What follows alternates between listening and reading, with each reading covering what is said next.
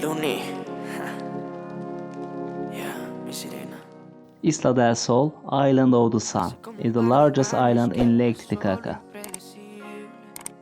Lake Titicaca is located on the border between Bolivia and Peru.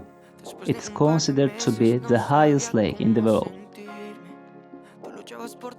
covering an area of 8,300 square kilometers. Lake Titicaca is the largest lake in South America. The floating UROS islands made of reed.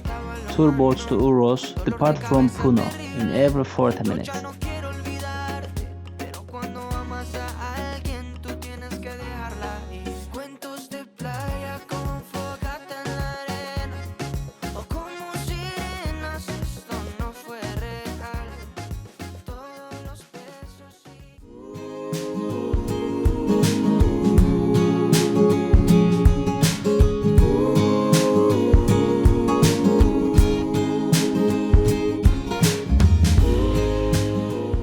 Copacabana is a small town located on the shore of Lake Titicaca in Bolivia.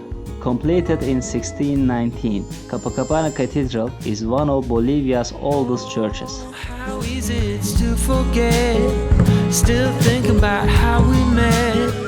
Yeah, I'm with you now.